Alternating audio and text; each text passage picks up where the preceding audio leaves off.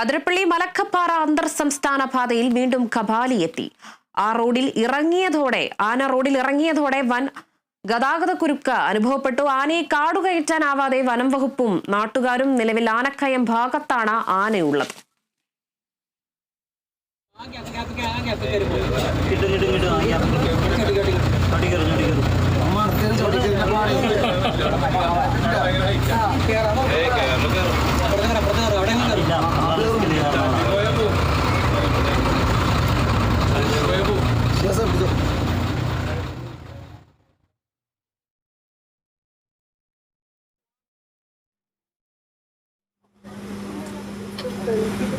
വിവരങ്ങളുമായി അനീഷ് ആന്റണി ഉണ്ട്.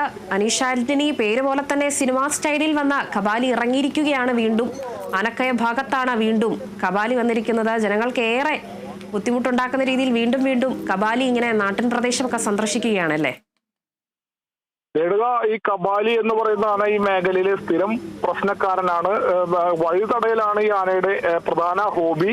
അത്തരത്തിലുള്ള ഏറ്റവും ഒടുവിലാണ് ഇപ്പോൾ ഇന്നലെ ഉച്ചയ്ക്ക് ശേഷമാണ് വീണ്ടും ഈ കബാലി റോഡിൽ ഇറങ്ങിയത്. രാത്രി വൈകും വരെ ആന റോഡിൽ നിലയുറപ്പിച്ചു. അതിനിടെ അതുവഴി കടന്നു പോകാൻ ശ്രമിച്ച 2 കാറുകളും ആക്രമിച്ചു. ആ വാർത്ത നമ്മൾ ഇന്നലെ തന്നെ നൽകിയതാണ്. ആനയെ കണ്ട് ഭയന്നോടി 3-4 യുവാക്കൾ ഭയന്നോടി സമീപത്തെ ചെരുവിലേക്ക് വീണു. പിന്നീട് ആന അവിടെ നിന്നും മാറിയപ്പോഴാണ് പോലീസും വനവകുപ്പും ചേർന്ന് അവരെ രക്ഷപ്പെടുത്തിയത്. അത്തരം സംഭവങ്ങളൊക്കെ ഇന്നലെ ഈ ആന കുഴപ്പം സൃഷ്ടിച്ചതാണ്. ഇന്നലെ KSRTC ബസ്, സ്വകാര്യ ബസ് ഉൾപ്പെടെ നിരവധി വാഹനങ്ങൾ രാത്രി വൈകും വരെ ആ പാതയിൽ കുടുങ്ങിക്കിടന്നു.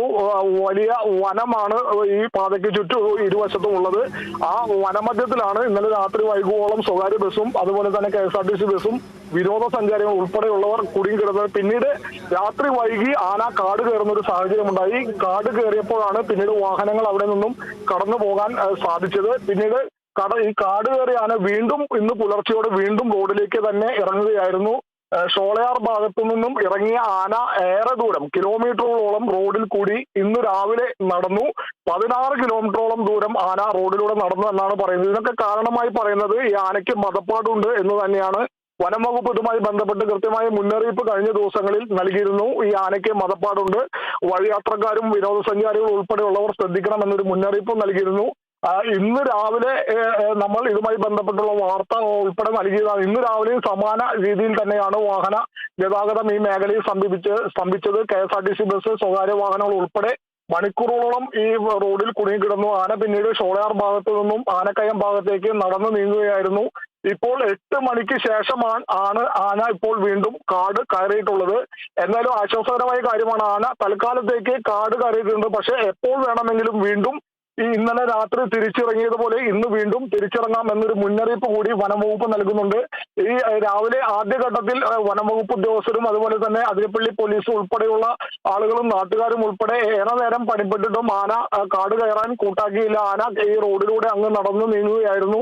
അങ്ങനെ ആണ് ഈ 16 കിലോമീറ്ററോളം ആന റോഡിലൂടെ നടന്നത്. ഇതനുസരിച്ച് ഇരുഭാഗത്തും നിരവധി വാഹനങ്ങളൊക്കെ കുടുങ്ങിക്കിടന്നു. ആളപായം ഒന്നും ഉണ്ടായിട്ടില്ല എന്നാണ് ലഭിക്കുന്ന വിവരം.